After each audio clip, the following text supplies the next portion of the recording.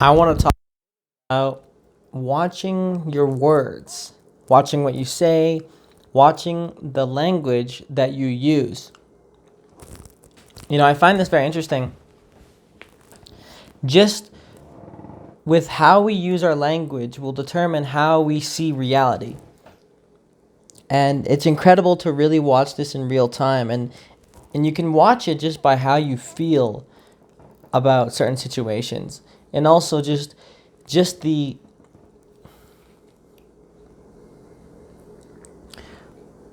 amount you can influence yourself in your belief in what you are capable of and what you are not capable of.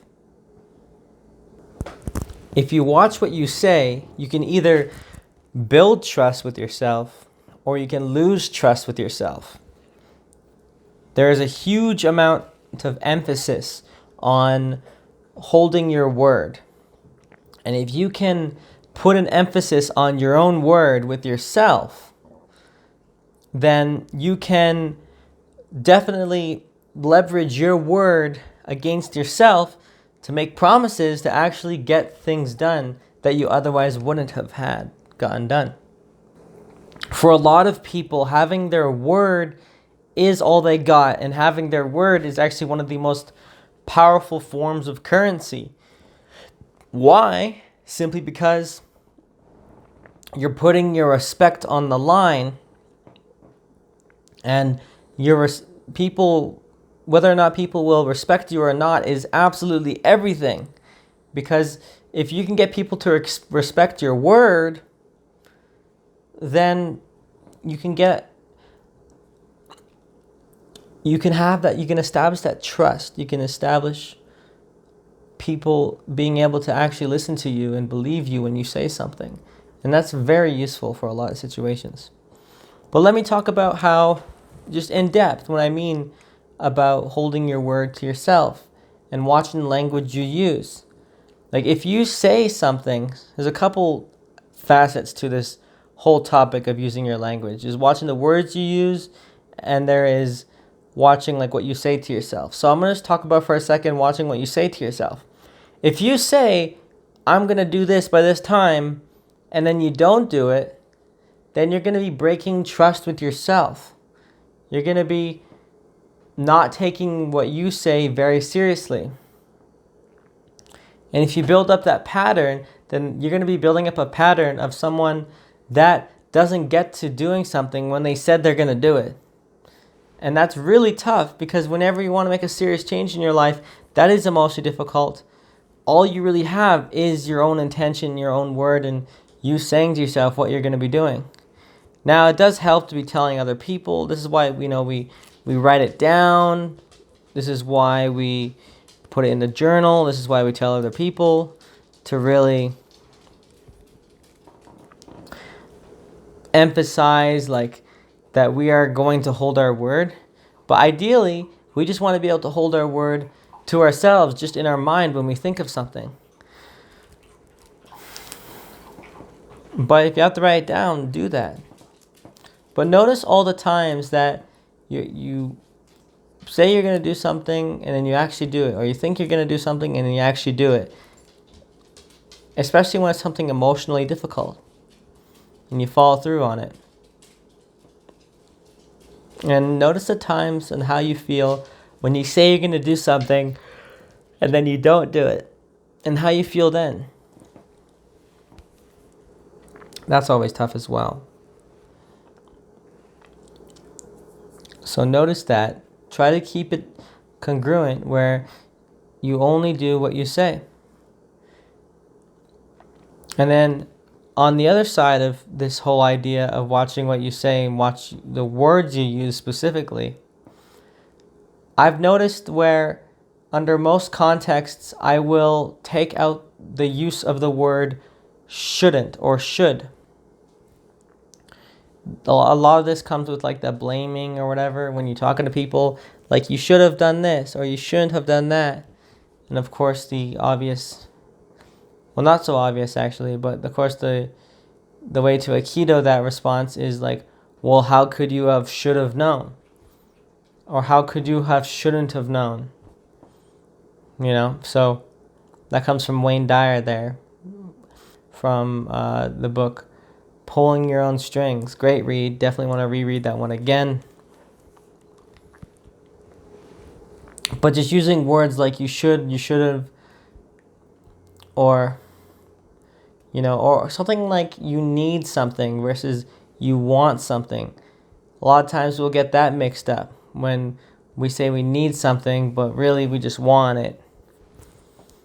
Or other situations where we'll use language like we're complaining about something, about someone, we're trying to point at something negative, and we say, you always do this. When really a good rule of thumb is to, when you're pointing out a critique in someone's behavior to someone or something, you don't make it as a statement saying that they always do it. You pick out a specific negative thing at a specific time and under a specific context. It's like, at this time, I've noticed that you do this when this, or whatever. Rather than saying like, you're always late, or you're always this, you're always that. Whatever it is. When it comes to constructive statements, negative statements, criticisms, make them specific. And then when it comes to positive statements, instead of saying something specific, you can do both, but instead of saying something very specific, like you're this or that, like use more generalized terms, or like you're always this great, or your food is always great, or always awesome, your cooking is always great, or whatever. So you're kind of overgeneralizing the positives. And I believe this came from Authentic Happiness, where they've noticed like breakdowns of language of just happier people. I think that's where it comes from, if I'm not mistaken. So notice that as well when it comes to your language, use of words, use of how you, because the way you use your language will completely shape your perception, and it will completely shape your relationships even, just because of how you communicate. I also want you to notice as well, while we're on the topic of language, of how shallow your speech can be if you don't even know the definitions of every single word that you use. As a native English speaker, I haven't looked up every single definition of every word that I use. But then as I have grown to understand the importance of the comprehension of my language, I will look up damn near every single word that I use, and I'll look at synonyms, and I'll look at detailed definitions. Synonyms for me is what has helped a lot more than anything in understanding language, and antonyms as well. Creating that duality in your mind and creating that web. And what I've noticed is that my understanding of reality and understanding of many things has actually deepened, especially with the reality stuff, epistemology, metaphysics, spirituality, consciousness, understanding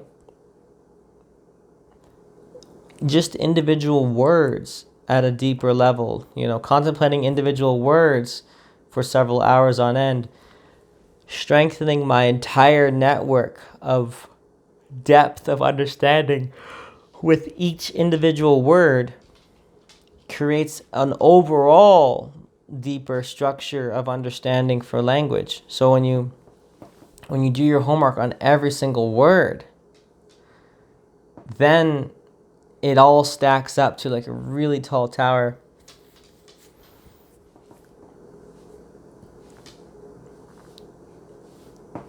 of knowledge, of understanding. So notice that as well.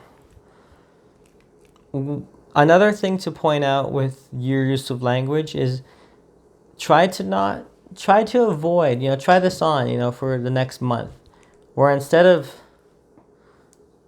take the words or the phrases like, that's too expensive, or I can't afford it, take those phrases out of your dictionary, out of your possible phrases, and watch what you will say instead.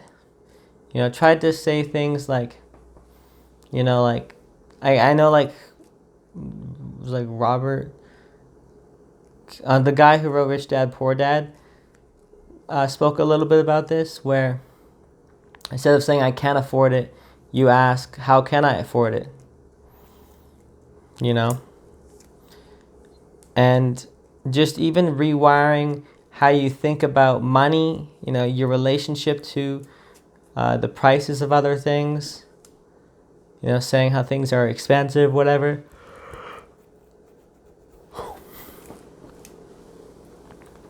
Notice that.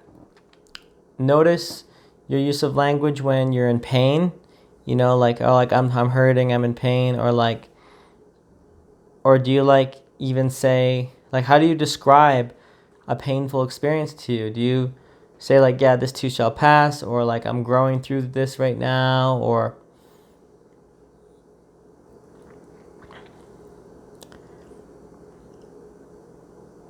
if you actually physically hit yourself, I'm suffering, or yeah, no, it's just pain, it's just sensation, or how do you experience that? How do you use your language to describe that? How do you use your language to describe bad experiences in your life? Are you more stoic about how you describe your life? So, all these things I want you to think about. I want you to think about what you say when you see someone like a very high performer, and you notice that they're doing crazy feats, and what do you say about that? Do you just say that's crazy, or you be like, that's interesting, I wonder how they did that? Oh, I'd like to do that, or stuff like that.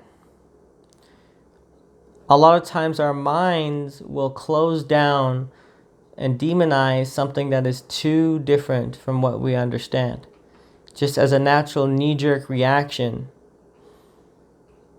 from what our current network of knowledge allows us to understand reality with.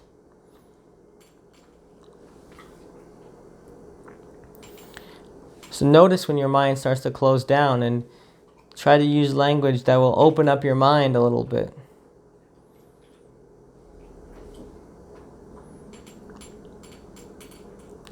So what is that for you? And notice negative things you say about other people, if that, or about yourself, your self-talk.